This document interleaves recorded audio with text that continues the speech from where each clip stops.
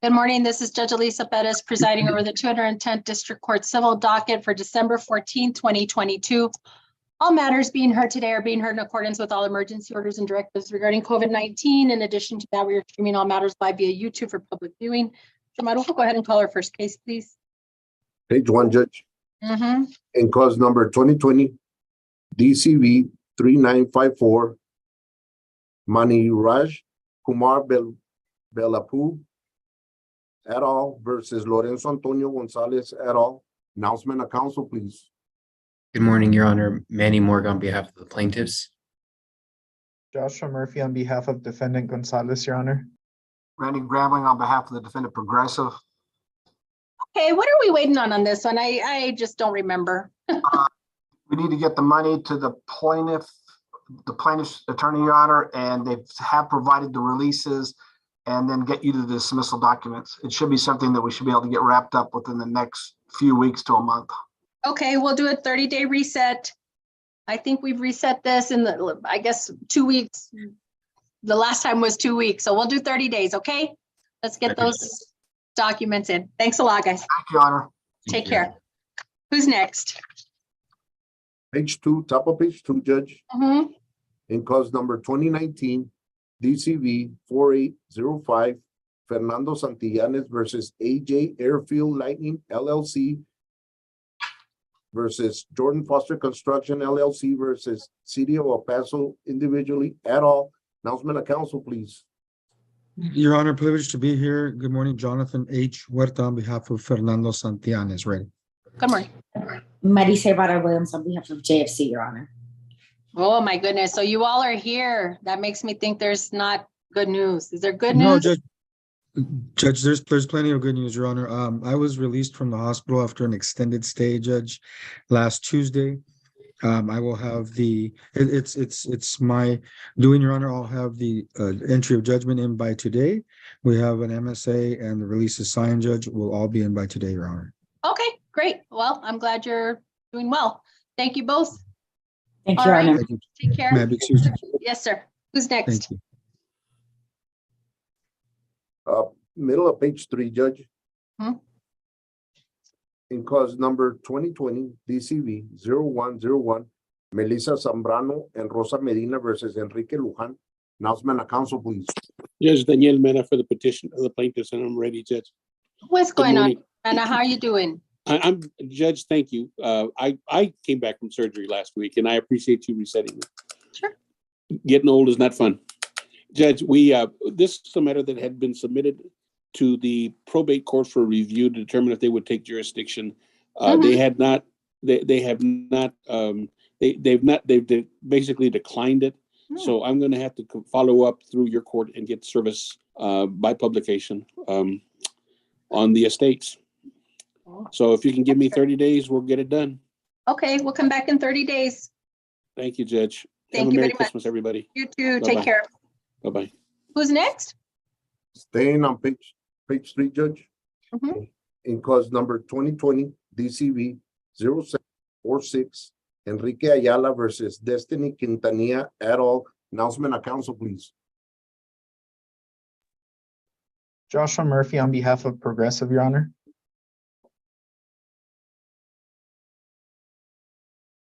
Are we missing Mr. Murray or Mr. Alfiero? I thought I saw him. Is he not here? Yes, Mr. Fuentes. I'm here. I'm not aware of that case on my calendar, though. So I feel like this is the second time maybe you have been here for not necessarily someone else, but you kind of stood in. I feel like that was what happened at the last status conference. I could be wrong. Do we know where Mr. Murray is? He is at a court appearance. I thought, obviously not this one. And So maybe we can part of the thing, this one might be taken care of relatively soon. We're trying to get this resolved. We're getting drafting instructions so that we can get the checks issued. And with that, we should be able to get dismissal documents to the court, Judge. So we're waiting on those and it should wrap up this case. I'll make sure that happens. Okay, well, we're gonna do it in 30 days as well. Okay, It's Enrique Ayala. yes. 2020-0746. Okay, so we'll reset that for 30 days. Okay, Thank who's you, sorry. next? That's all right. Thank you, Judge. Mhm. Top of page 4, Judge. Mm. In cause number 2021 DCV 1128, Brian K. Hassapple versus Isaias Vargas. Announcement of council, please. Morning, Your Honor. John Alfiero from Lovett Law Firm on behalf of the plaintiffs. Mr. Murphy, was that you as well? It can be Judge Joshua Murphy here on behalf of defendant, Your Honor. All right, status conference. Let me Judge, see. we got the check on Friday. We have to wait till today for it to clear. I already sent over the dismissal paper. I said they could file it today. I thought it was going to be first thing in the morning, but I guess that didn't happen. Okay, Myrna, by any chance, are you seeing that? Or did it just get like? I don't see it filed. Okay. All right, we'll look for that documentation. Myrna, if you'll make a notation on that today so we can look for it. All right, I'm not gonna set it, anything else. I'll take your word on it. Thank you very much. Thanks, Judge. Who's next? Thank you, Judge. Mm-hmm. Bottom of page 4, Judge. Mm-hmm. In cause number 2022 DCV 0600 ABD Trailers LLC versus Jesus Mendoza Miramontes. Announcement of council, please. Yeah, James King, it's King on behalf of the plaintiff. Mr. King, I see we had an order for substitute service on the 18th, and I don't see anything else. We're just here for status. Yes, Your Honor. He was served and we filed the return of service on 12/1/22. Yeah, it's file stamped for 12/1 at 5:19 p.m. The answer date is Monday, so assuming there's no answer filed yet that we've seen, so assuming that's the case, we should have a default judgment filed before the end of the year for sure. And if he files an answer, we'll get a summary judgment on file before the end of the year. So what we'll do for now, for my purposes, knowing that we have them served, is I'm going to set it for a scheduling status conference in 30 days. If you Okay. get your default filed, request your hearing via email and anticipate that the hearing will also be on that date. Okay. Yes, Your Honor. And I'll then take we'll care go of it. from there. Okey All doke. right. Thank you. May I be excused? You may, who's Thank you. next? Top of page 5, Judge. Mhm. In cause number 2022 DCV 1076 Allstate Fire and Casualty Insurance Company et al. Versus Jerry Donald Newport. Announcement of council, please.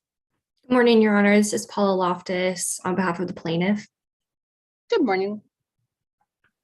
Let me see. Let me get this. Okay. Citation emailed, that was November 21st. We're here for a status. Ms. Loftus? Yes, Your Honor. We have been working with our process server and we actually just found a new address for the defendant to try because we were previously unsuccessful. So if we could have a reset, that would be great. 30 days? Yes, Your Honor, that would be perfect. Okay, status conference in 30 days. Thank you. Can I be excused? You may. Thank you. Who's Thank you. next? Towards the bottom of page 8, Judge. 8? Yes, Judge. Okay. In cause number 2022 DCV 1483 Jose Carlos Vega and Maria Gomez Vega versus Evelyn Medrano. Announcement of council, please. Good morning, Your Honor. Manny Morgan on behalf of the plaintiff. Morning. Having on behalf of the defendant, Your Honor. Okay, is that, no, that's everybody. I was just looking because we're a little bit early. Just scheduling status conference. You all want a trial date end of 2023? That'd be fine. Just not December. Ah, that's what I was gonna say. No, too many Santa Clauses on that jury.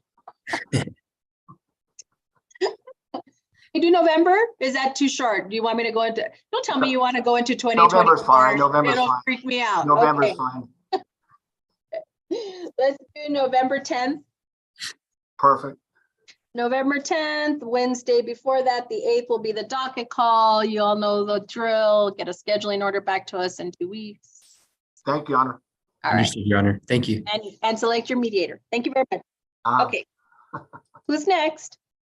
Top of page 9, Judge. Mhm. In cause number 2022 DCV 1248 Brandon Tyler Mina versus Leonardo Reina et al. Announcement of council, please. Good morning, Your Honor. Manny Morgan on behalf of the plaintiff.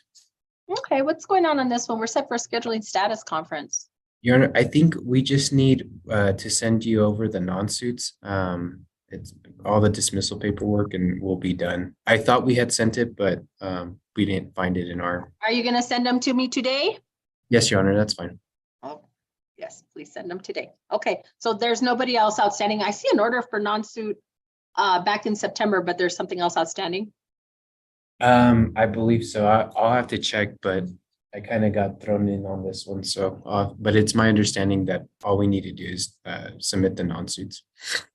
Okay, so I'm gonna have you reset for 1 week just to Okay. follow up with that. Okay, thank you All very right, much. thank you, Your Honor. Appreciate it. Mhm. Okay, who's next? Second on page 5, Judge. Okay, In cause number 2021 DCV 3536, Lucy Rojas versus Pay and Save Inc. and Food Kings number 80. Announcement of council, please. Humberto Enriquez, Your Honor, on behalf of Ms. Lucy Rojas. good morning. Good morning, Your Honor. I thought it was Mr. Lyle. Is he Hugh not? Lyle should be on the, He is. Mr. Lyle, are you there? I am now, Judge. Good morning, Mr. Lyle. I thought I was a little early. Let's see, this one's set for 10:15. No, we're 10:20. Let's see, final civil pretrial. We're set for trial in January. How are we doing on this one?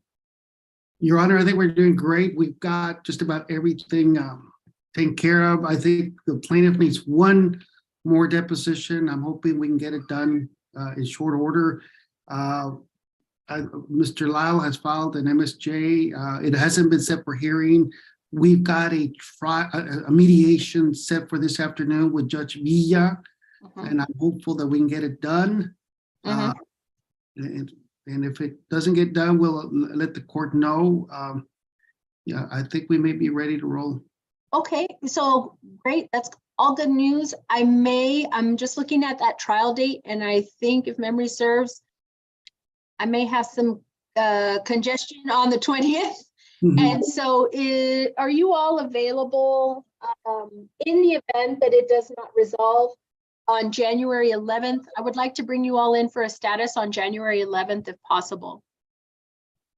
Yes, Your Honor. Okay, let's add that, Myrna. We'll put that at 10:30.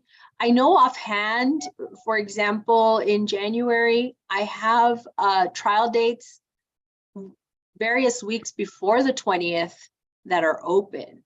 So if you all were to know, I don't know how that works with y'all's schedule. If you were to know that you don't resolve it at mediation, but it's otherwise ready to go and you're not asking for more time, I would just throw that out there because I have panels on the 6th, on the 13th, things like that. I know that's kind of hokey, I mean, kind of uncertain, but just putting that out there. But we'll have you come back on the 11th, see how that works, okay? If you know something, feel free to email us and let us know. We might change up our dates, okay?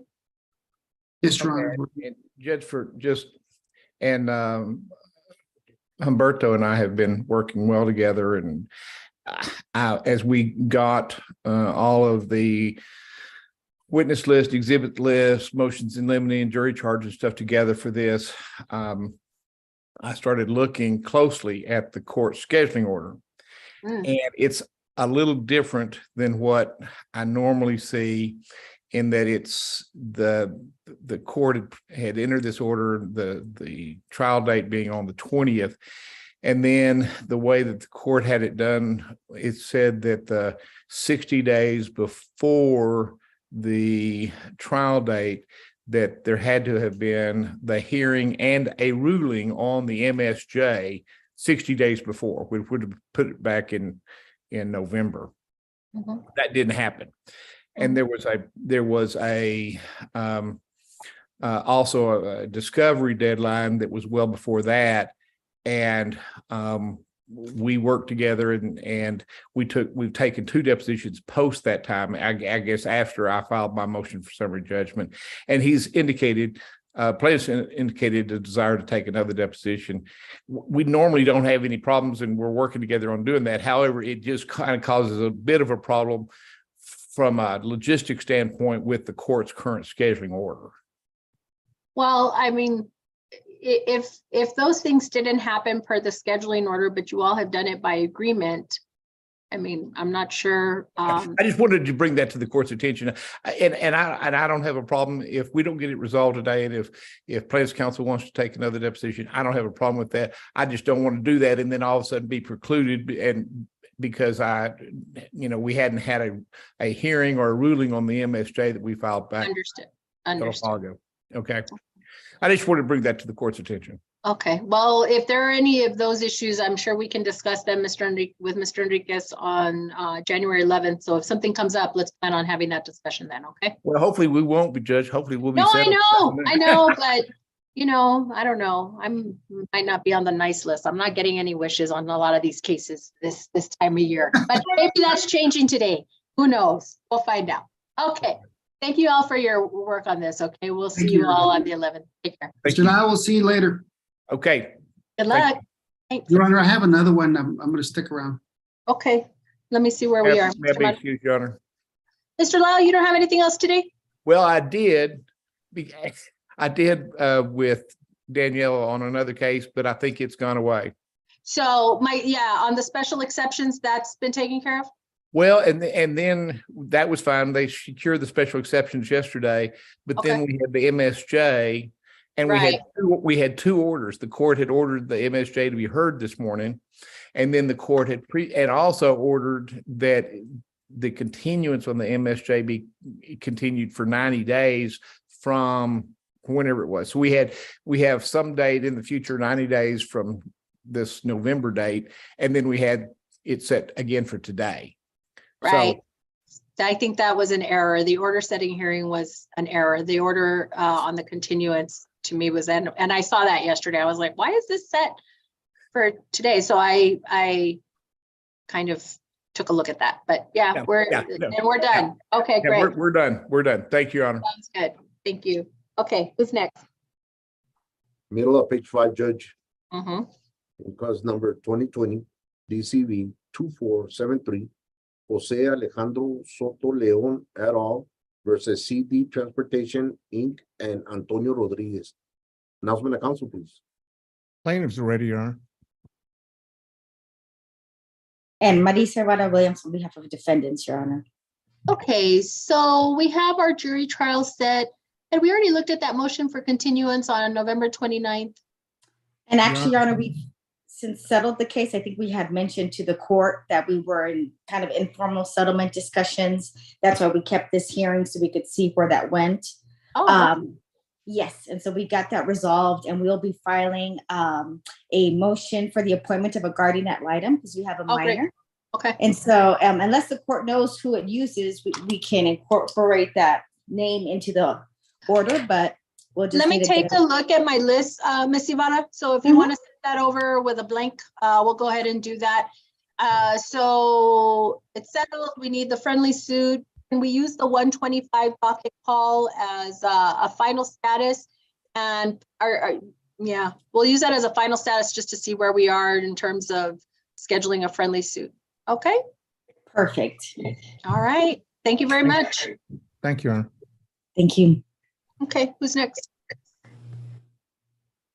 Bottom of page 8, Judge. Page 7, Judge. In cause number 2022 DCV 1921, Carla Rodriguez versus Lorenza Zuliga. Announcement of council, please. Jesse Arag, good morning, Your Honor, for the plaintiff. Okay, good morning. Do we have has our defendant been served yet? They were served, Judge. I mean, she was served on the 12th of December. Okay, so let's reset this for 30 days. Okay. And see if we have anybody. We'll just come back for a scheduling status conference in 30 days. Thank you so much, Your Honor. May I be Thank you, Mr. Herrera. Yes, you may. Thank you. Who's next? You too. Staying on page 7, Judge. In cause number 2021 DCV 96 Paseo del Norte State Municipal Utility District number 1 versus the City of El Paso, Texas through the El Paso Water Utilities Public Service Board. Announcement of council, please. Harold Davis on behalf of the plaintiff, Paseo del Este Mud #1. Morning, Your Honor. Stephen Weller on behalf of the El Paso Water Utilities Public Service Board. Good morning, gentlemen. We are scheduled today for various motions. Let's see, the application for commission, motion to appoint master, and the motion to compel, defendant's motion to compel. So, where do y'all want to start? I thought it's Yeah. Your Honor, if I may, I mean, the only discovery motion that's pending right now is the defendant's motion to compel. correct. I think Mr. Davis and I have worked out an agreement regarding his application for commission. Okay, And so if the motion, in addition to that, is the request for the appointment of a special master. I Right. just, our motion to compel is first on the docket, and I thought that by looking at that, the court might get a sense of what type of discovery issues we have in the case, which might inform your thoughts on the special master motion. well, so I've looked at everything. I looked at some of, so I'm good starting with the motion to compel. It seems like a good place to start. Okay. So, Thank you. Mr. Weller, you want to go ahead and get started? Yes, ma'am. Thank you very much. If I may, I'll just give the court a brief background on the lawsuit. It's basically a contract interpretation dispute between Paseo del Este and the El Paso Water Utilities. The two parties are both public entities. They entered into a wholesale water and sewer rate contract in 2003, through which the utility provides water and sewer service to Paseo del Este on a wholesale basis. The objective and the underlying idea behind the contract is that the utility will recover the costs of providing service to PDE. In 2003, there was a process that the parties went through where they negotiated the terms of the wholesale contract. They've since amended it 4 times, Your Honor. And when it was originally negotiated, and each time it's been amended, each party does so with the assistance of third-party vendors, third-party rate consultants. And they're basically folks who focus on assisting municipalities or public entities with water rate analysis. So EPW has an entity that they currently use called Raftellus, who is located in Colorado. Paseo has its own 2-3 different vendors that all do rate consultant type work. A gentleman named Jay Joyce, who's with an entity, now he's with an entity called Expergy, another entity called the Municipal Advisory Councils, and a third one called TRE and Associates. So those third-party rate consultants have been involved from the very beginning. Mr. Joyce has represented PDE from the beginning. Some of the folks from Raftellus have represented the utility from the beginning. And when the contract was being negotiated and amended, those rate consultants would communicate back with each other. They would discuss what rates they thought were appropriate and the basis for how they would be calculated and so forth. So that's the contract. Then there's a rate setting process that goes on each year. In January or February of each year, the utility, again with the assistance of its third-party consultants, begins to look at what expenses have been incurred to provide water service during the preceding year. And the rate consultants and the utility work to create proposed rates or water rate updates that come out in the form of a report. And those reports are then submitted over to the wholesale customers, including Paseo. That happens around March or April of each year. And then what Paseo does is they have their rate consultants look at it. If they have objections or questions about it, the rate consultants communicate. And so, a lot of this is just part and parcel. The rate consultants are very much involved. So quite obviously, the communications in the hands of those third parties seem to be relevant to the rate calculations, the contract documents, and basically they have a lot of materials that may be relevant to the case. In the lawsuit stems from a rate update that occurred in 2021, where the utility updated its rates, and our position is it's fully in compliant with the contract and with Texas law. The sales position is that they're unilateral changes to the contract terms. But suffice to say, the utility provided rate updates in 2021, in the spring of 2021. Paseo subsequently reacted. They said, well, we think 2 of these rate updates are breaches of contract, and they filed suit against the utility in the summer of 21.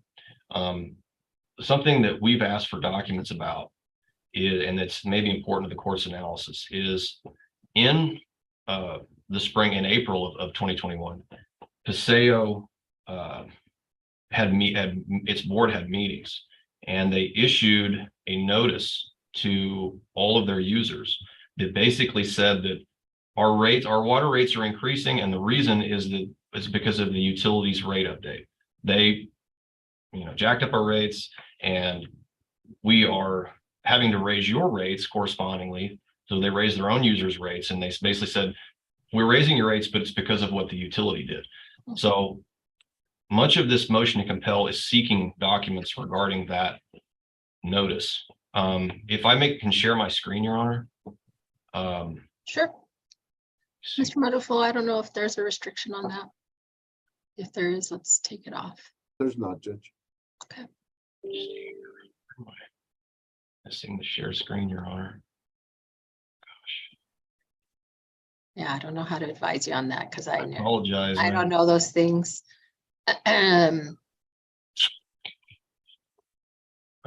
We use Teams. Yes. See, oh, here it is. Yes, sir. Here it is. Here it is. Okay, so could you see my screen here, Your Honor? It's a website. Not yet. Oh, there it goes. there it goes. Okay. This is a web page on Paseo's website right now. Mm-hmm. And then this, if you can see this is a copy of the notice that was posted on their website, which is still there. Is that the same one? I believe that was an exhibit B. Yes, ma'am. Okay. Yeah. Mm-hmm. So I've highlighted some relevant portions of it.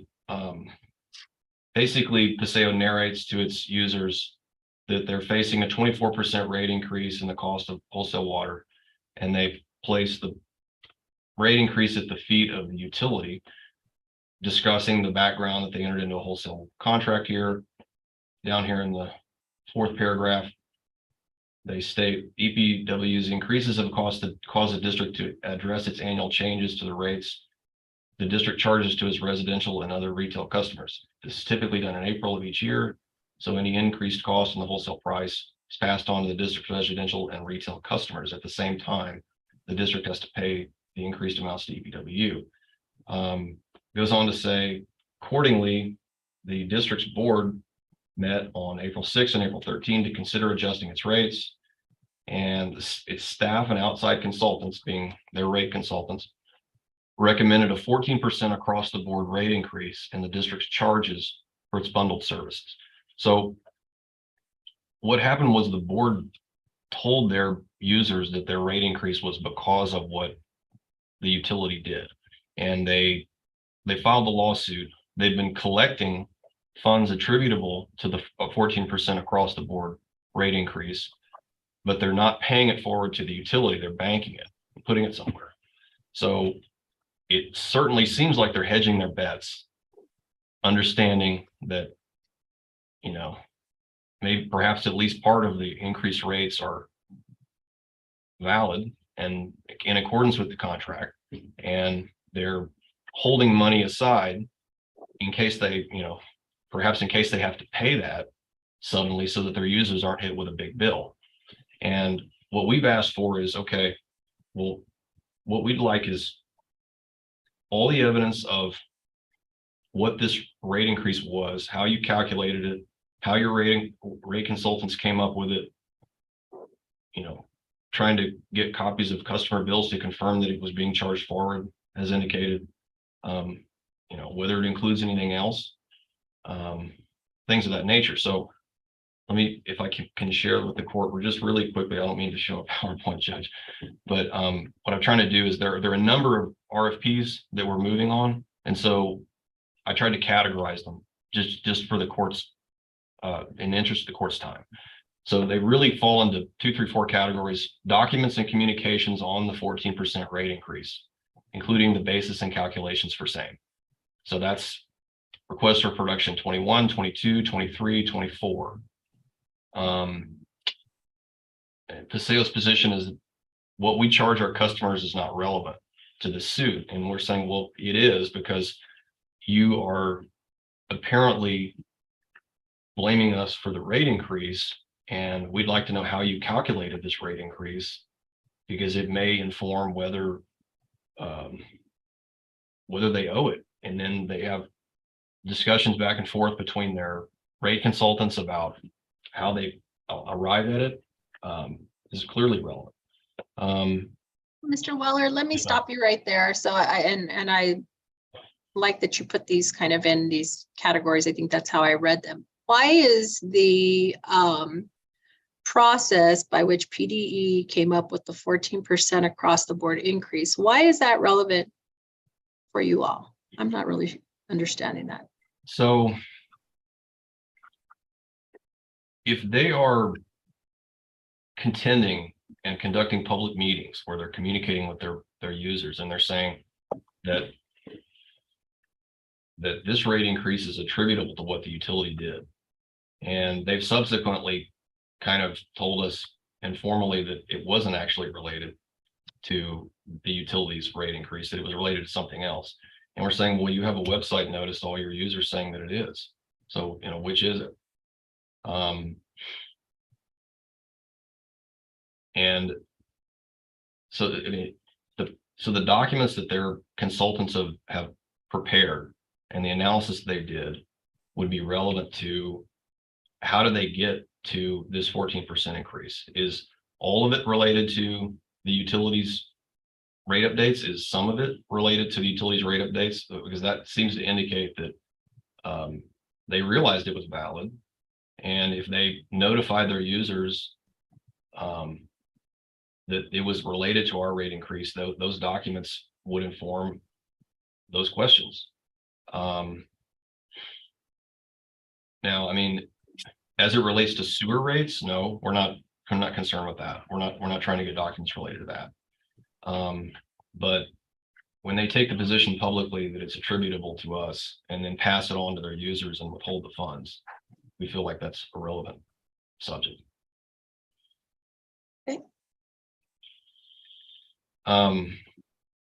Another category is just copies of communications it sent its customers regarding the 2021 water rates.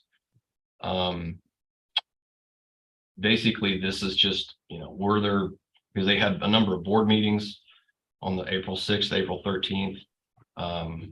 Did they make any public statements about it? You know, we've asked for copies of agendas for the meetings. We've asked for, you know, communications regarding the nature of the basis of what they did or how they responded. And basically, how did they, then they took the position, Your Honor, in request 35 here, in the lawsuit, Mr. Joyce prepares some calculations that are attached as a petition, an attachment to their petition. And it lays forward their belief as to what they should be paying, how they believe the contract should be interpreted, and has his calculations of what they believe they owe. And that's what they have actually paid the utility, is what they believe they owe based on his calculations, all done, which apparently were done pre-litigation, because they started making those payments that more or less right away. So there was the contemporaneous analysis evidently going on by the rate consultants that said, well, we think this is the way the contract should be interpreted, and here's our basis, and here's how we get there. And we've asked for that, and they've declined to provide it to us. I think perhaps what Mr. Davis is referring to is the fact that Mr. Joyce has subsequently been designated as a testifying expert in the case. But these are things that happen pre-litigation. I don't think that I mean, usually testifying expert documents would be provided pursuant to the scheduling order under the rules. But it's important to bear in mind that these rate consultants they've been the same folks that have been doing this analysis back since 2003. So there's no way we can reach back and protect things from years ago or even pre-litigation, because there's no way they were retained as testifying experts at that time.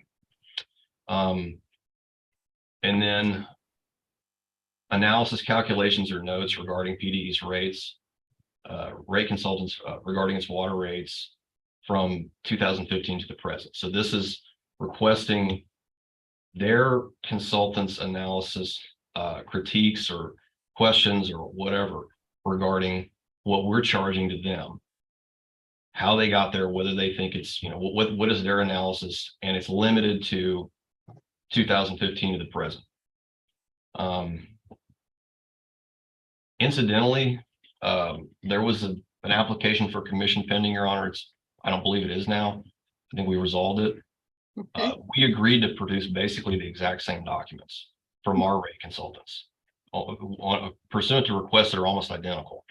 So where is that? Here's a copy of the agreed order. So this is Paseo's request to our consultants, items 1 and 2. And it's effectively the same thing that we're asking for here. So we feel like it's fair to get that. And the reason we need it from Paseo and not just, we've submitted subpoenas to their consultants and they haven't responded to me as of yet. I think maybe one of them may have responded just recently to the record retentions company. The other 2, I checked yesterday afternoon, they have not provided responses as of yet. So we're just, Paseo clearly has, they may not have possession, but they have custody and control over documents in the hands of their rate consultants. So, to the extent those rate consultants have changed businesses, or, if I send a subpoena to Expergy and that's not the right entity anymore because Mr. Joyce is working for somebody else back in 2012 or whatever, then we need, it's important to get the documents from PDE as well, and not just from the rate consultants, because that company may not have documents from more than a couple of years ago. And then finally, we did ask for a copy of one representative copy of bills to a retail and residential customer with the names redacted to confirm that the increases in rates are taking place, and if there's any explanation for the basis. We're not trying to get everybody's bills. We're just trying to figure out one representative copy. And I guess PD has told us that they will respond with a couple of these categories: the orders adopting rates and the agendas or minutes. They're related whole or in part to the dispute, and they said they will produce it, but we don't know when yet. So that's really the gist of it. We tried to limit this to things that seem to be relevant to the suit and not coming to the court with everything. And we have tried as best we can to narrow any discovery disputes, Your Honor, because I respect your time very much, and I don't want to take it up with a discovery fray. Right. Okay. All righty. Mr. Davis? Yes, Your Honor. Let me get a little bit more on some of the background facts, and then we'll get directly to this. Mr. Weller, I'll just ask you if you can stop sharing your screen. Yes, ma'am. I am right now. I'm trying to. Okay.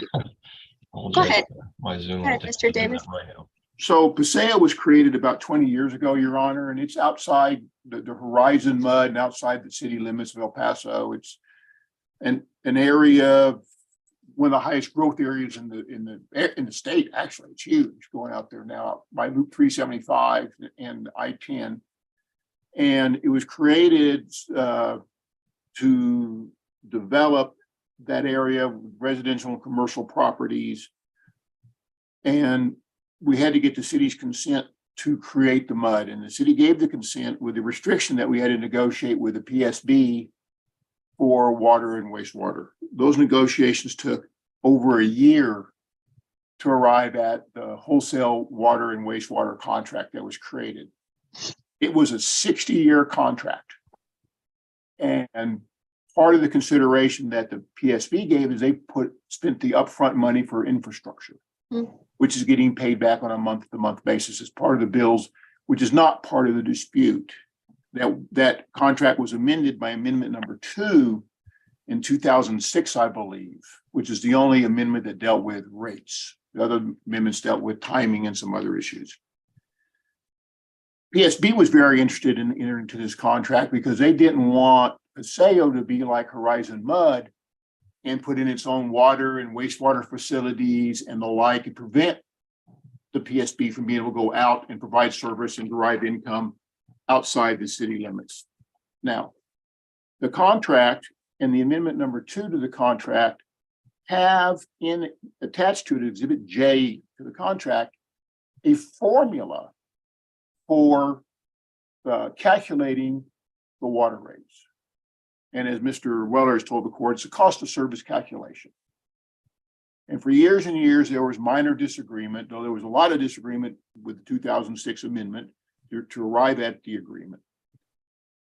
The 2 components that are at issue in this case are, one, when the contract was negotiated and when the amendment was negotiated, the parties agreed to use the peak to determine the peak rate to be charged during, peak hours, early morning and evenings. You would use the entire PSP customer base to calculate the peak rate. That was one. The other one is that the city requires the PSB, which is the city, to pay to the city coffers 10% of its revenues from water sales.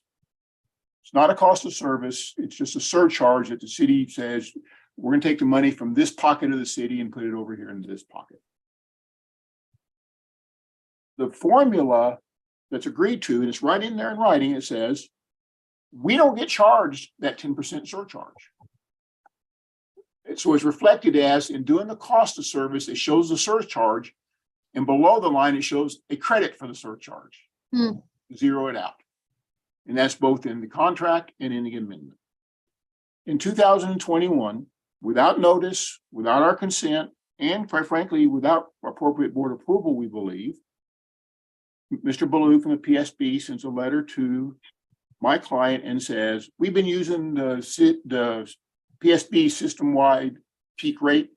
We decided to stop doing that, and we're going to just use Paseo. And by the way, we're going to start charging you the 10% surcharge. But when he says that's a rate calculation, rate update, that's not a rate update. That's a change to the agreed methodology to arrive at our rate. And in this case, that's what created the 24% increase from the PSB to us. And then in 22, it was another, I think, 13 or 14% increase to us. So, and that's so we filed suit to say, hey, you can't do this. And we amended in 22 to do it for both years, because they did it for both years. Now, so the discovery, first of all, let's go back to the consultants. Mr. Weller talks about 3 consultants. We have 1. Trey is our engineer. Jay Joyce is the guy who does the rate consulting for us and did the calculations. Taylor Colmoden from Municipal, they are our accounting service we have. And she would be the one most appropriately to talk about whatever we charge the customers. Keep in mind, Paseo Mud has 0 employees. It has a board, it has these consultants, and it is contracted with an entity called Inframark, which both Horizon Mud and Paseo both use Inframark, to bill customers, to collect customers, to fix the pipes, respond to complaints, and do whatever. So we have no employees and really not much of a record-keeping mechanism. I have withdrawn all objections to the depositions upon written questions to Trey, Mr. Joyce, and Municipal. Now, as I reported to Mr. Wetter last week, all 3 were having technical difficulties downloading the information to the process server. They had some specific file sharing that they wanted to use. Trey was able to do it. Ms. Cobolden and Mr. Joyce were not. My understanding was that they'd fix that, but I haven't checked on that. I've been kind of busy getting ready for the party you're holding for me this afternoon. Yeah, it's Harold Davis Day. That's for Yeah, sure. yeah. There's no woman I know who likes that comment. So, yeah. All right, let's move on. Yes. So we've responded. We said I said in my response, as far as the agendas and public records, we'll respond in 30 days to those. That's fine. As far as Exhibit 35 goes, on the backup, we haven't objected to Mr. Joyce giving him whatever backup information he has. We don't have it. He has it. They submitted it to him, the request to him, and we've told them to provide it. The only issue, as far as I'm concerned, is the customers. And the court asked the right question. What relevance does that have? None whatsoever. El Paso Water supplies water to us at a wholesale rate, and they charge us for the water sold at that wholesale rate. In contrast, we have retail customers. And not only is what they charge us a component, it's our Infomark cost, our other expert costs, the cost of maintaining our infrastructure. Everything goes into establishing a retail rate. If it were a direct correlation, you'd have 24% upcharge from PSB and a 24% upcharge to the customers. And that's not what happened. So there's no allegation that we are overcharging our retail customers, and the propriety of their wholesale rates are in no way dependent on what retail rates we decide to charge our customers. So, I mean, it looks to me like they're trying to say that there's some law that would allow them to justify their overcharging based upon the fact that we can make it up with downstream pricing. And I don't think that's the case. The only issue in this case is those two issues. We got these contract terms. PSB has decided on its own, without our consent, to change them. We've decided to change the way we calculate your rate, even though at least with a 10%, it specifically says you get credit back for that 10%. That's the case. Now, with regards to consultants, for example, we've worked out the Raftellus dispute last evening, but they've objected greatly to me going and getting the same document from their rate consultant in Colorado. And the only reason it's harder for me is they're in Colorado and my guy's in Texas in regards to the subpoena. If I got an agreed order, we'll send the DWQs and I'll get that information from them because that's where it should come from. But as far as this issue, I don't think there's, other than what we charge our retail customers, there's really nothing, I think, in dispute. And we think the judge should overrule those because they're not relevant at all to the case that we have filed or to any pleading that the PSB has filed with regards to what we charge our retail customers. All right, so let me make sure that I have some clarification as to, in terms of the motion to compel, what is it that you all have, I guess, resolved, even if we have some delays? Is there anything that's been resolved? I'm hearing some agreement on certain things.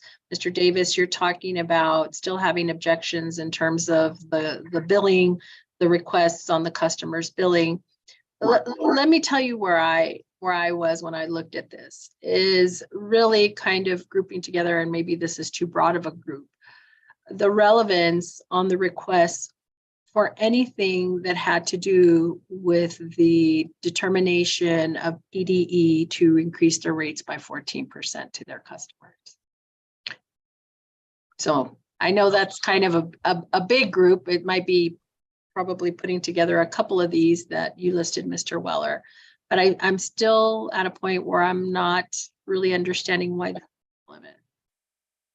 Well, and I'll be happy to respond, Your Honor. And since Mr. Davis talked about the overall merits of this case, I'd love a chance to kind of respond a little bit. Respond all you want. Thank you, Your Honor. Well, let me start with that part of it. PDE's position is that the utility unilaterally changed the way that the contract was charging water rates. And what they call a unilateral change, we call applying the contract the way it was written and applying it consistent with Texas law. At the end of the day, these two rate aspects that PDE is resisting are things that result in them paying lower rates and result in them avoiding rate calculations that everybody else in the city pays, that every other wholesale customer in the city pays. They don't want their rates to go up. They don't want to pay rates on the same basis as other wholesale customers.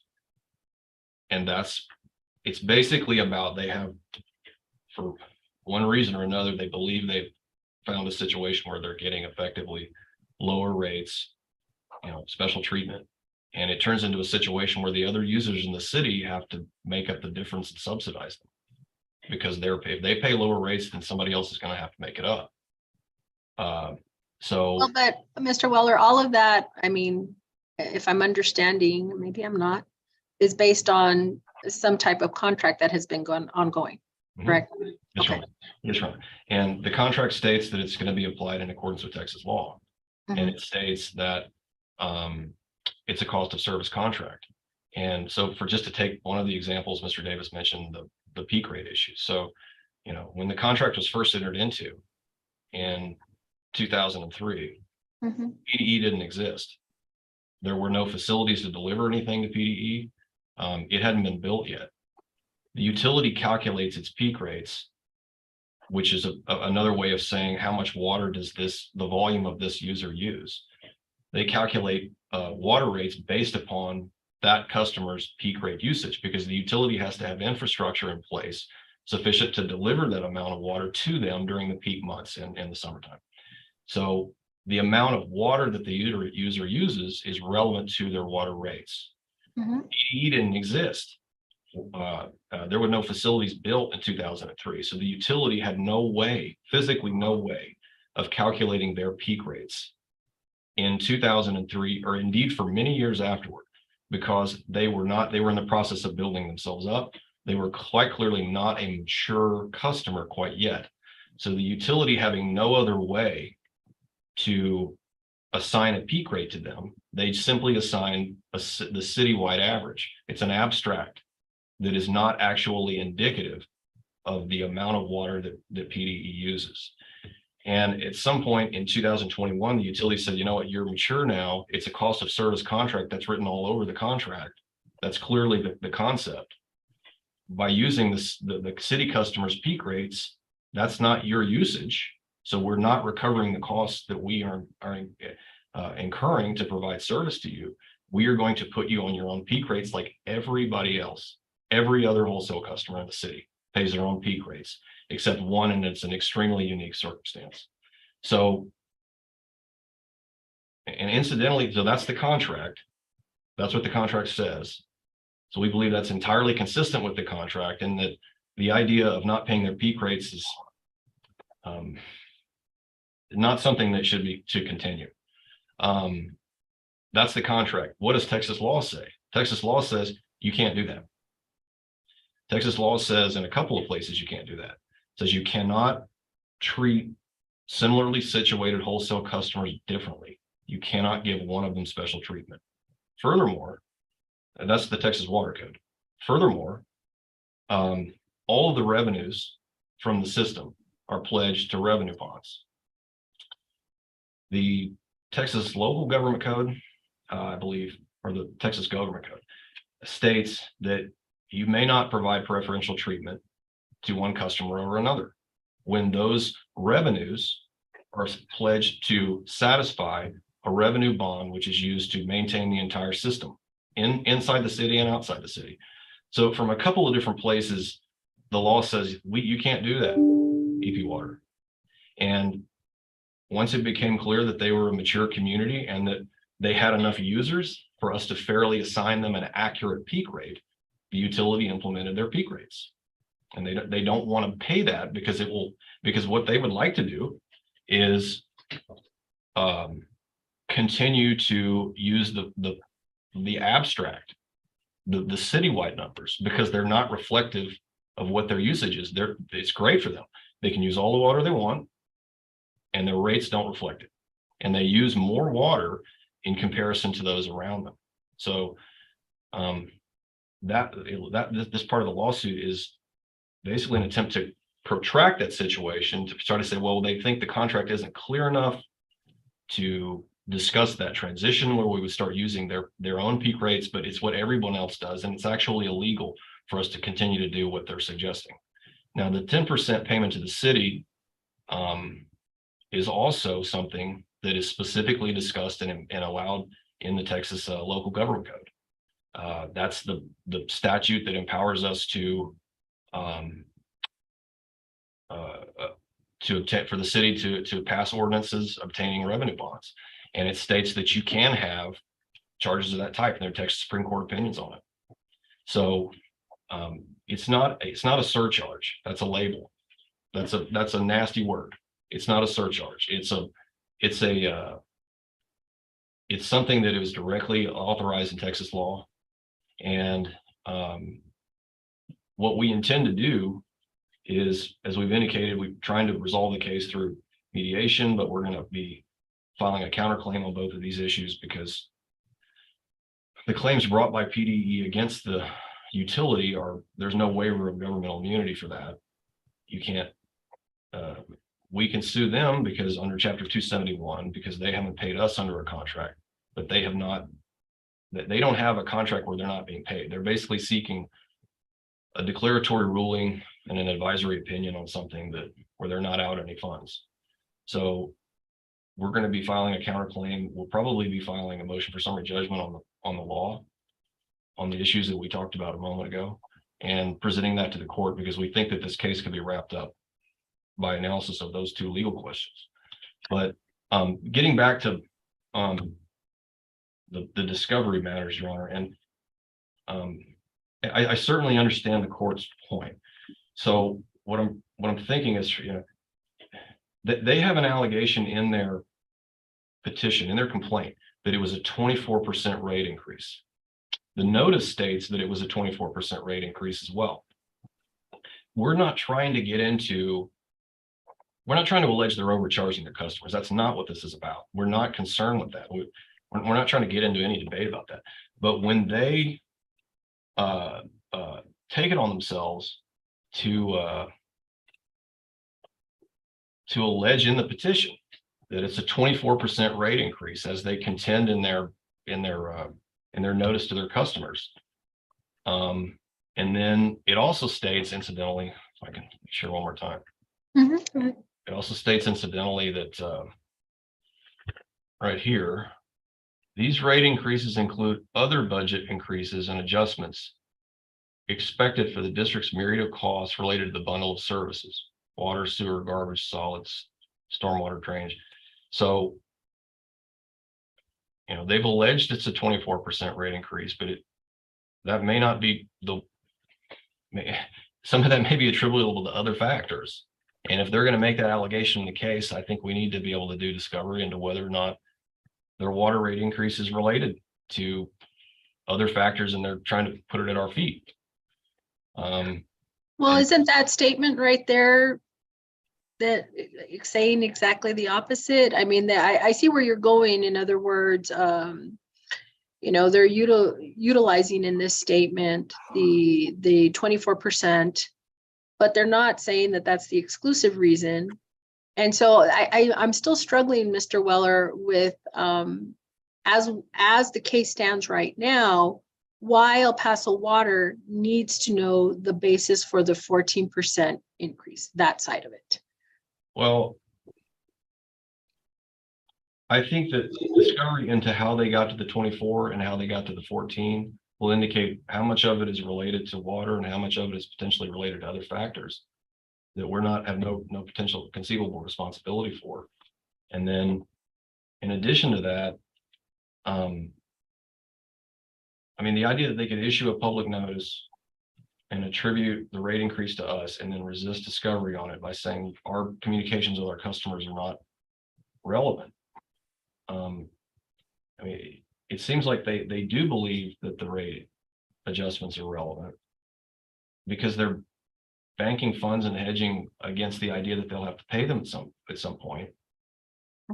And the other thing that Mr. Davis mentioned that I think kind of brings it home is if Paseo does not really have any in-house customers and they have to rely upon third-party vendors to do all of their rate analysis and record keeping and so forth, then indeed those folks are going to be the ones that are going to have almost anything relevant to the rate calculations in the suit. And that we need to be able to get materials in their possession so that we can understand, you know, their basis for their rate evaluations. And again, we don't believe that the rate analysis is something we're trying to withhold, and that's why we're agreeing to try to move discovery along to basically the same analysis in our rate consultants documents. You know, we're agreeing to give, in the application for commission, we've agreed to basically the same stuff. You know, they've asked us, how did you calculate the rate increase? You know, I want to see your communications between your rate consultants and the city as to how you arrived at that decision. And I understand that part of it, Mr. Weller, because the 24% and whatever the underlying, I understand that to be the dispute. But then what then PDE does in response to that, whether it is solely because of the 24% or there are other factors, then to me seems to be a separate issue. So I hear what you're saying on the part where you were saying, well, we've agreed to provide all this in terms of our third-party consultant, so they should too. But we're talking about, I think we're talking about different things here. We're talking about what is at issue, is that 24%, and in light of the contract and whatever other things are going to affect that, right? I'm not talking about that. But then to turn around and say, well, now PDE, you've gone and put a notice, you know, on the website that includes the EP water utilities, discussion of that increase and other factors to come up with a 14% across the board increase to their customers, to me, still does not, you know, it's not the same thing. I mean, what they choose to do on that end, I don't see how that relates to the dispute on the 24%. And again, if I'm missing something, please just, I don't mind repeating, hammering it home, all those things. If I'm missing something, it just seems like it's different. So it's not directly as to whether the contract was applied correctly or not, but it certainly informs whether or not, if they've filed a lawsuit, stop paying us, holding the funds, based in part upon an analysis that says we better hold at least 14%, because that looks like they're probably going to win on that. Then that substantiates that they're internally understanding that that is the case. And I don't know that that's an assumption. I feel like that's an assumption, you know, and I don't know that I understand. I mean, to me, it's an assumption. And then with that, there is a request for documentation to, I don't want to call it fish for that, but, you know, we're trying to go somewhere that I'm not sure that I'm seeing that. Well, maybe I'm not. I did drive back from the valley last night and got in at 2:30, so I may not be explaining myself very well. I apologize, Your Honor.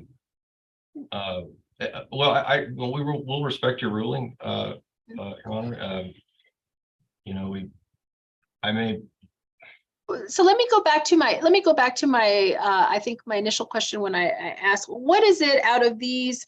Oh gosh, there were so many. 1, 2, 3, 4, 5, 6, 7, 8, 9, 10, 11, 12. About 15, maybe there's more requests here that were listed in the motion to compel. Were there any that you all had resolved? Your Honor, Harold Davis, I thought we resolved 12 and 16. I said we'd give them those items within 30 days. 12, 16, and 25 I have. And 25, we've already produced those documents. Okay, and the other two were will produce, and we'll see what happens there. Yeah, and then with regards to 35, like I said, we don't have those documents. They've asked for the same thing from Mr. Joyce, and we've not objected for Mr. Joyce provided him all of his calculations in all the communications. We said, we've told him, give them to him.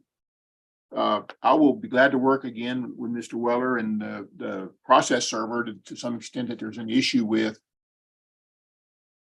download. I didn't, as I told him, Mr. Ward, I think on Monday, I don't remember, we had a phone call. I thought it had been done on Friday. Okay. But apparently if he hasn't got him, it hasn't, and I'll follow up on that, both for him and municipal accounts. And municipal accounts will actually have a lot of the stuff that I don't think is relevant, but Ms. Colmoden was involved in trying to figure out for budget purposes what we should charge customers. And then that would have been approved by a board order that we've agreed to produce. I mean, I think he's going to have everything he needs. I don't think like you say, I don't think it creates an assumption of anything other than we're being, good stewards of our money. But they're going to get a lot of that information from third-party sources. So what I show then still at issue are 13, 14, 15, 17, 18, 19, 20, 21 through 24. Correct. And then 30 and 31. Yes, Your Honor, and I do appreciate that Mr. Davis is trying to get his rate consultants to respond to the subpoenas. It's just that they haven't to this point. And we'd like, if it's not in dispute, then I don't know why we would request that the motion to compel leases of those requests would be granted, because it doesn't seem like it's in dispute. And PD Mr. Weller, let me just stop you. Which ones are those? Because now I've kind of recategorized based on kind of your categories and the categories I had them in before we started the hearing. So which ones are those specific to? I have rate consultant calculations on 17 and 18 from 2015 to present. And then 13, 14, 15. Yeah. 19, 20, 35. 35. Yeah. Oh, what, Mr. Davis? But he's just trying to get around the court's ruling through another avenue. I mean, as far as them being relevant or not relevant, we shouldn't be ordered to produce them. To the extent that rate consultants provide them that information, that's fine. But it shouldn't be part of it, or it shouldn't be a part of a compel for something that's entirely irrelevant, especially given the legal issues he's raised. He says, well, we got the Supreme Court opinions, we got these statutes, we have all these things that allow us to do this. What what we charge our customers have to do with any of those issues, which are their issues? So I have a notation here. As to 35, the response was that there were no documents in plaintiff's possession. That is correct. So I didn't make notations on the rest. Are the rest all the relevance objections, or were there others that had the documents were not in plaintiff's possession? No, the rest are all the relevance objections, Your Honor. Okay. So based on that, then as to the remainder, 13, 14, 15, 17, 18, 19, 20, 21 through 24, and 30 and 31, defendant's motion to compel is denied. Thank you both for explaining a lot of the issues here, not only in your pleadings here today. So what, if anything, do we need to cover with respect to the special master? Just to avoid the court having to do this regularly. That's about it. My only concern with the court is you only have the civil hearings on Wednesdays. We have a special setting for a trial. I don't want to miss it. Given the way this case has gone to date, I expect there to be multiple other disputes of this nature with regards to discovery on both sides. I still need to finish my motion to compel on their discovery responses, but I've been sort of busy with our other case. I'm fine with the court handling them. I was going to give you the opportunity, if you think maybe this is something you want to pawn off, I'll let you do it. I've read, well, especially not putting it that way, Mr. Davis. So I'm sorry, Your Honor. I did see the motion, and I saw Mr. Weller's response. I'm not inclined to do that at this point. I don't know. I know some things are being brought up today. Maybe the complexity of the case changes. And if you want to re-urge your request, Either of you, feel free to do that. I'm not gonna have my feelings hurt. We are coming back in January, but then we have a break all the way through to May, and that seems to me like that is not really gonna happen. So anticipate in January that we're gonna have some new settings. I know you all are planning on filing some things. So let's go from there. I appreciate your time, Your Honor. Your Honor, if I may, I just want to make one more point. Yes, sir. And I'm not trying to question Your Honor, but the request 13, 14, 15, 19, 20, 35, 17, 18. These are requests for their calculations from their rate consultants about the rates, their analysis of the rates, their understanding of the rates, their discussion about whether the rates, how they get to their analysis of what we're charging forward to them. And that's the central dispute of the case is, what do our rate consultants say? What do their rate consultants say? And what I'm concerned with is if we deny these requests, then we're basically not going to be able to do discovery into their consultants. If the court wants to limit it to no analysis regarding how they got to the 14%, okay. But the other matters, I mean, that's central to the lawsuit. That would be the equivalent of us not being able to do discovery into their consultants, which they're designating as experts. But that's not what these requests say, Your Honor. They say all our calculations by PDE regarding PDE's water or sewer rates, not regarding their rates that they charge us. That's not what the questions are. And I've said with regards to the one question that goes to their rates, we don't have it, and we'll tell Judge J. Joyce to give him all of his calculations. When we say PDE's water rates, we're not talking about the water rates to the customers. We're talking about EPW's water rates to PDE. We're not talking about their situation to their customers. We're not talking about that analysis. We're talking about PDE's analysis by its rate consultants of what we charge to them. That's not what it says. It says PDE's rates. That's what it refers to. So if we're looking at 13, right, let's look.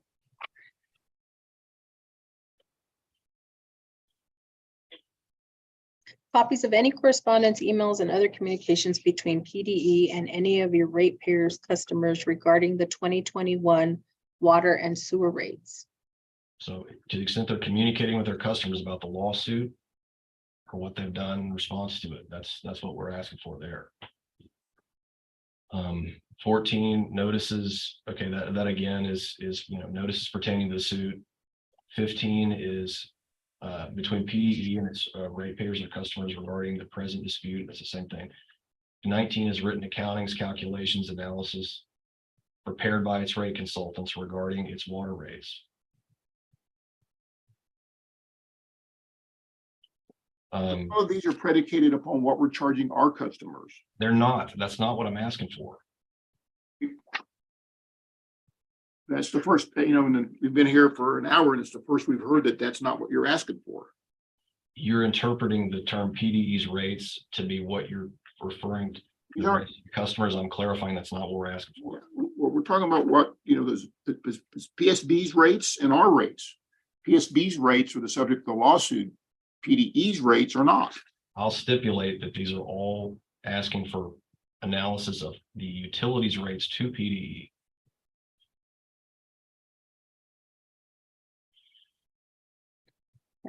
I understand the distinction that you're making, Mr. Weller, and that's still the decision of the court. Okay. Thank you, Your Honor. All righty. I'll see you. What time is the court going to be open so I can bring my stuff? We can have it open at 1 o'clock. 1 or o'clock. just let us know. Okay. 1 o'clock is perfect. Thank you, Your Honor. Thank you. Thank you, Mr. Weller. Who's next? Second on page 3, Judge, Mhm. in cause number 2019 DCV 4385, Dora Peña Marquez et al. Versus Ryan Rashad Howard Optimal et al. Announcement of council, please. Humberto Enriquez, Your Honor, on behalf of Ms. Peña. Enrique Lopez on behalf of defendant Optimo Logistics LLC. And Joseph Vasquez for Mr. Howard. And why is Mr. Vasquez still here? Let me ask. I'm not looking at the case yet. I thought Mr. Vasquez was done. Is that not? Isn't that not the case? Your Honor, we're trying to set some depositions. I think that once we depose Mr. Vasquez's client, we'll be in a better position to either let him go or. Okay.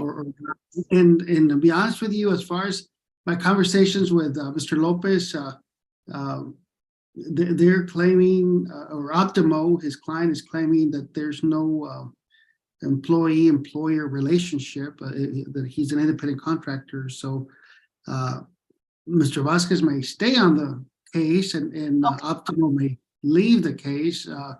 At any rate, we've requested depositions of both the parties, and that's what we're waiting on from these fine gentlemen to respond to. Okay, my apologies. I thought I misunderstood. I thought I remember Mr. Vasquez's client being here first, and then ultimately, I thought it was someone else. So I thought Mr. Vasquez. No, you know, when I sued the who I thought was the company that hired him, I sued the wrong company. I think it was Optimal. It was a name. It was a name out of Dallas, or I can't remember exactly where. And anyway, an attorney answered, told me, "Hey, listen, we have nothing to do with this."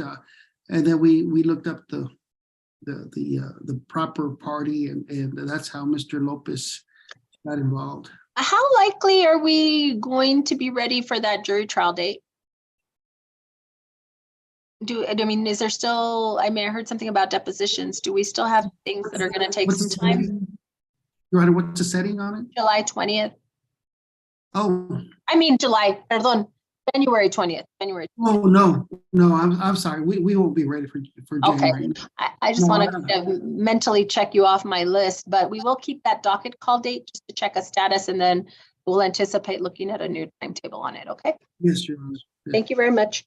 Thank you, Your Honor. Thank you, Your Honor. Take care. You all are everyone. excused. God bless. Who's next? Bottom of page 2, Judge, Mm-hmm.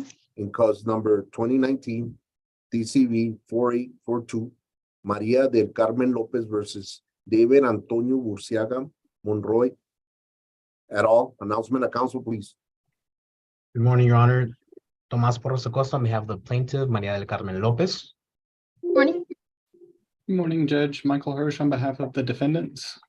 Final civil pretrial. You all are also set for January 20th. How are we doing?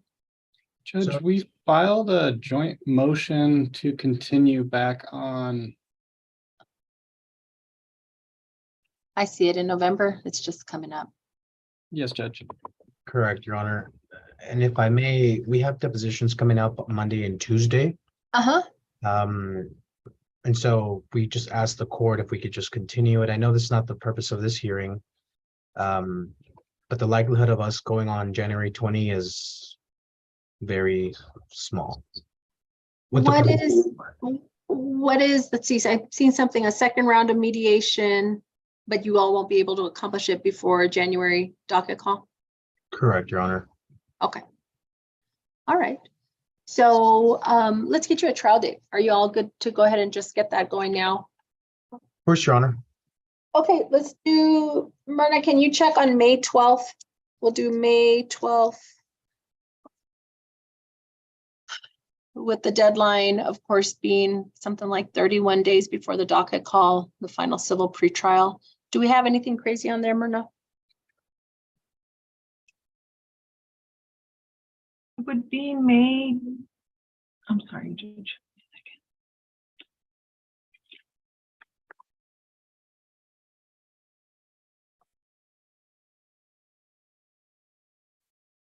There's a backup trial date for Alvarez, Judge, the criminal matter.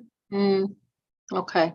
I'm okay going. I just know you all that we may have to even tweak that date, but I have confidence that you all will try and resolve things. We'll schedule that for now, May 12th. Okay. Thank you, Your Honor. We'll get you new settings to include the mediation deadline. Who is your mediator? We've done Judge Villa in the first round, and with opposing counsels and their clients' permission, we would like Judge Villa as well. Okay, so you'll keep going that route. Alrighty, we'll get you new settings. Thank you, Judge. Thank Thank Your you. Honor. Anything just- else? You No, may Your be Honor. excused. Thank you. Thank you. Who's next? Second on page 2, Judge, page 4, Judge. In cause number 2011-2614, Costco Investments Inc. versus Who, Robert G. Announcement of counsel, please. Good morning, Michael Hirsch on behalf of Jorge Lopez for the plaintiff. Morning. Robert Hedicky on behalf of Robert Hool, who's defendant and counter plaintiff and assorted things. Okay. So let me just look. We have you specially set in February. Has there been any movement on this case? Your Honor, I filed yesterday a motion for partial summary judgment as to the issue of the foreclosure. I think my deadline for having that heard is January 7th. So I would like to have the court give us a setting for a hearing on my motion so that I can give hopefully 21 days notice of the hearing date to Mr. Hirsch. Secondly, I filed also yesterday a motion to realign parties, which is in essence because all of the clients that Mr. Hirsch is representing filed non-suits of their affirmative claims in this case. And my client has the only affirmative request for affirmative relief remaining in the case. And I'm asking that he be designated plaintiff and all other parties be designated defendants. All right.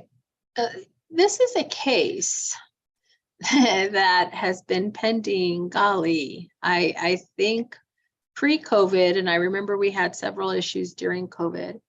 I'm very comfortable at this point. I know I have you all set for trial.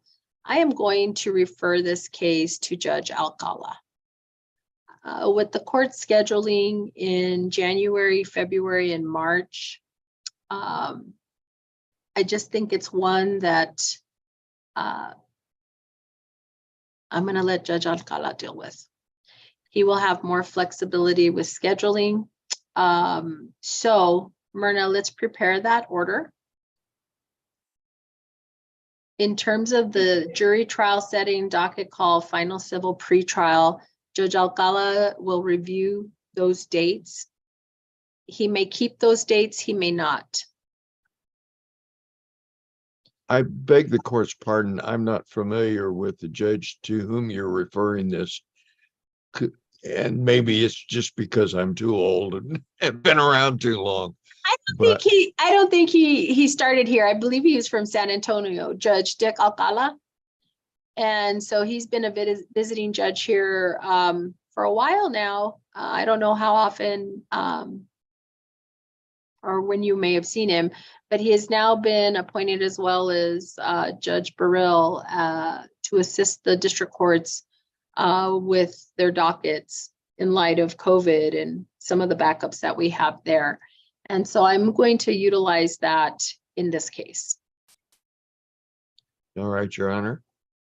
Myrna, we need to get Ms. Rodriguez an email today with council's information and the current settings, and possibly give council Ms. Rodriguez's information, because there are settings there and council may want to discuss quickly.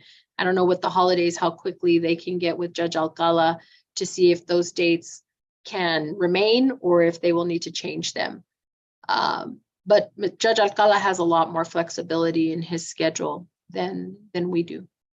So let's circulate that information. Mr. Hedicky, Mr. Hirsch, if you have any questions, please feel free to call the court and we'll get you on track with that referral.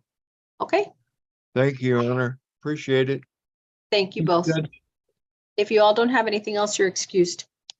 Thank you, Your Honor. Take care. Who's next? Bottom of page 5, Judge. Mhm.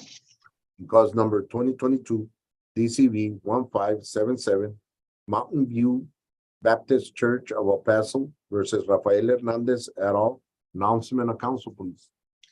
Your Honor, William Copeland from Mountain View Baptist Church. We're ready. Thank you, Mr. Copeland. Is anyone here? Let me see. Order setting hearing citation unserved. Unserved since January. I keep getting my months confused. Since June. Okay, Mr. Yes, Copeland, what's going on? We filed the lawsuit, and this is a sign installation, manufacturing and installation company. And we were told that the principal named by the Secretary of State, we received the principal's name, the person for service from the Secretary of State, that person was a Mexican national and was not allowed to cross into the border of the United States due to COVID restrictions. We believe that those restrictions have now been lifted. We think he's either got the tourist card or some other card that allows him to travel in. And I'm going to be asking for service a second time at his place of business. All right, so I'll reset this for 45 days. I'll have the service out by that date, Your Honor. Thank you very much. God bless you. May I be excused? You may. Thank you. Thank you, Judge. Bye-bye. Bye-bye. Who's next? Top of page 6, Judge. Mhm. In cause number 2022 DCV 3018, Jaylene Hidalgo versus Victor Luevano et al. Announcement of council, please. Good morning, Judge. Jonathan Baeza on behalf of Daniela Labanati and Brett Duke for the plaintiff, Miss Hidalgo. Good morning. Appreciate your patience, everyone. Morning, Schedule- Judge. Hi, Mr. Venzer. Yes, Stephen Venzer here on behalf of defendant Expressway Autos LLC. Okay, scheduling status conference. Y'all ready for a trial date about a year down the road? Or no? Yes, Judge. Yes. Okay, so we will go into December 1st. We'll get you the scheduling order. Do you know what mediator you all want to use? We would propose via or Moss. I think we can agree to via. Okay. So we'll say, get you the scheduling order, complete it, return it to us with the agreement. I guess it's on via for the mediator. We'll get your hearing set, have it turned into us within 2 weeks, and we don't have to have that entry, okay? Sounds good. Thank you, Judge. Thank you, gentlemen. If you don't have anything else, you're all excused. Who's next? Staying on page 6, Judge. Mhm. In cause number 2020 DCV 3991, Yolanda Rucobo versus Monreal Inc. DBA Trendy et al. Announcement of council, please. Daisy Chaparro for the plaintiff. Good morning, Your Honor. Good morning. Good morning, Judge Bruce Gomez for Moriel et al. Ready to proceed? Are we waiting on anyone else? Let's see. I have down Adina Roderick as well. No? There are several other, I think Ron Idle is also on there. Yeah, Ron is the one that's been representing River Oaks throughout this Mr. case. Davis is here. I'm sorry? Mr. Mark Davis is here. He's Ignore that screen for now. yeah, Mr. Gomez. Dina Roderick, Your Honor. It's with Mr. Idle's office, and maybe why she's not here. We've settled our case with her, and so she should be out of the case in short order. Okay. That may be why they're not here. Thank you, ma'am. All right, final civil pretrial. Oh, am I on the right case? Yes, I am. We have jury trial in January. What's going on, guys? We mediated the case, Your Honor. We're close, is my understanding, to getting it resolved. So I don't think that it'll have to go to trial one way or the other. I mean, I'll let Mr. Gomez correct me if I'm wrong, but that's my understanding that we're close on getting it done. Okay. Judge, Ms. Chaparro is correct. I think we submitted a different offer after mediation. The reason is that my client is in Mexico. Her son is in a coma in Mexico. So we've had very hard time communicating and trying to get this case resolved. we've been in communication with her associate assistant in El Paso, and she's kind of been handling the negotiation with permission of Ms. Moriel. But I think we're close to getting it done, and I don't think we're gonna have trial, or we can't have trial because my client is with her son. who's in- Okay. Can I remove the jury trial setting, keep the docket call date to check in with you all to see how we're doing? And if things are really at a point where it's not going forward, where it is going forward, we'll get you a new trial date? Yes, Your Honor, that would work. Okay, so we'll just convert that January 25th setting to a final civil pretrial. And from there, we'll decide whether we need a new trial date or maybe not. Okay?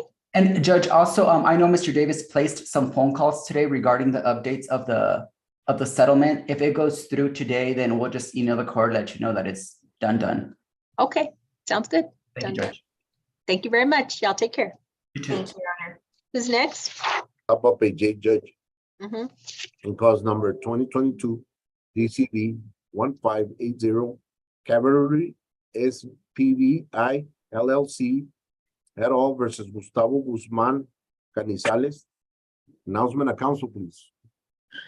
Hi, this is Alexander Rico, RICCO, here for the plaintiff. Good afternoon, Your Honor. This is Jose Rocha for Gustavo Guzman Canizales on behalf of the Heston Law Firm. Hey, give me 1 second. Scheduling status conference, y'all need a trial date? Yes, Your Honor. Yes, Your Honor. And in addition to that, we would like to go to mediation on this. Well, let me ask, do you want just an order to mediate within a certain period of time? I mean, that's standard and part of our scheduling order, but I would be giving you a trial all the way looking at December 1st, unless you want an order to mediate within 60 days and then wait for the trial date. You all tell me. Yes, Your Honor. The order to mediate it within 60 days, and we would like the El Paso DRC. Okay. Myrna, let's get an order reflecting that. And where are we? Today's the 14th. We'll come back on March 1st for a scheduling status conference. Hopefully we'll have a report from you all, whether it's been settled. If not, we'll get you a trial date. Okay? Thank you, Your Honor. You good with that? Yes? Yes, thank you, Your Honor. Have a great day. You too. May I be excused? You may. Thank you. Bye. Who's next? Second on page 8, Judge, Uh-huh. in cause number 2022 DCV 1972, JP Morgan Chase Bank NA versus Caroline Ifolia. Announcement of council, please. Good morning, Your Honor. Samuel Sprouse appearing for JP Morgan Chase Bank. Good morning. So we have a motion as a default hearing motion for default judgment was filed on November 29th. Mr. Sprouse, did you get notice to Caroline Ifolia? Of today's hearing? Correct. Judge, let me check. I am of counsel to this firm. I didn't handle the filing or any notice. So normally, Mr. Sprouse, what I'll require is that you all provide proof of notice of the default hearing to the other party. So in order to accomplish that, what I think we'll do is we'll just reset this for 30 days. We'll give you a January 18th setting on the default. And that should give us enough time to get that notice and we'll be good to go. Okay, you're on January 18th. Did you say? We'll do 10:30. 10:30. Okay. Thank you so much. Thank you, Your Honor. Take care. Who's next? Staying on page 8, Judge, in cause number 2022 DCV 1901, Allstate Insurance Company et al. Versus EP Apparel Inc. Announcement of council, please. Your Honor, my name is Jessica Screen, counsel for the plaintiff in this matter, Allstate Insurance Company as the subrogate of Persian Rug Gallery. Okay. Let me see. Serve 12/13 yesterday. Yes. Okay, so we need some time. How about we come back on, unless, I don't suppose somebody's here, right? No. Why don't we come back on February 1st at 10:30? That will be a status conference. scheduling status conference. Sounds good. Thank you, Your Honor. Thank you. Who's next? Staying on page 8, Judge, in cause number 2022 DCV 1633, Discover Bank versus Brenda L. Fuentes. Announcement of council, please.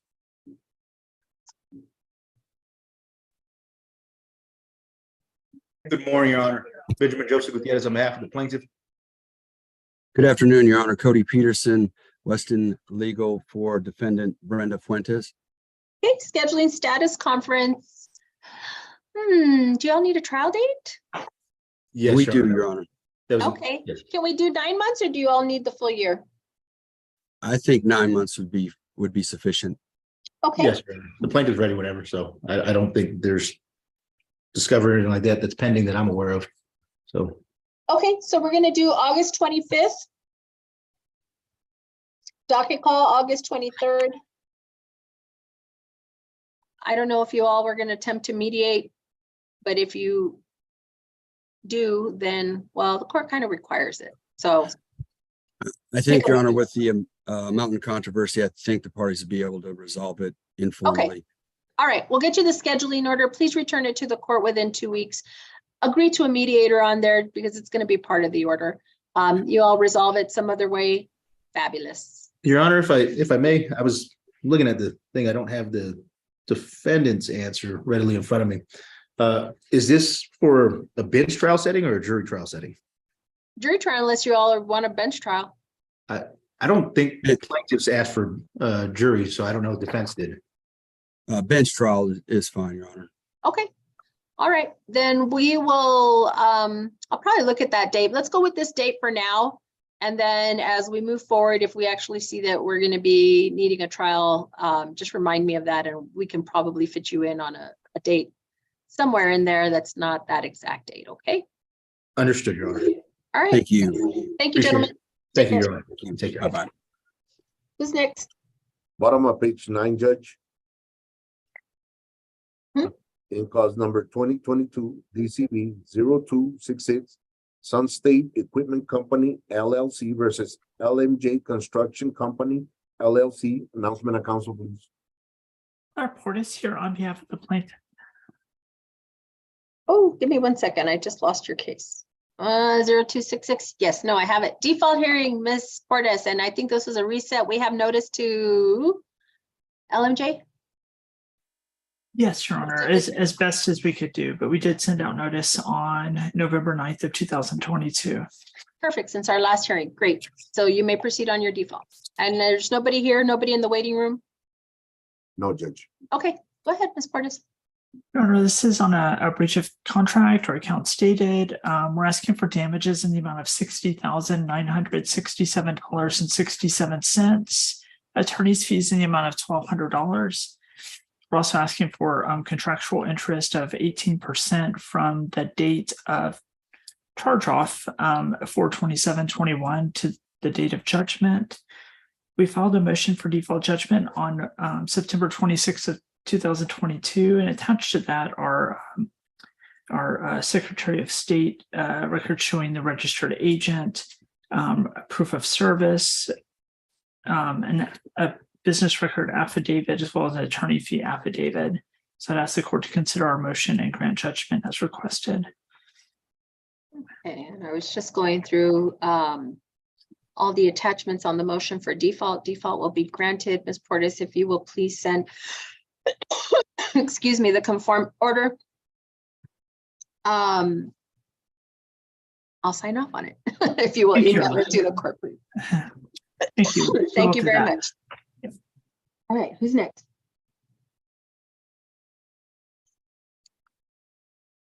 Is that everybody?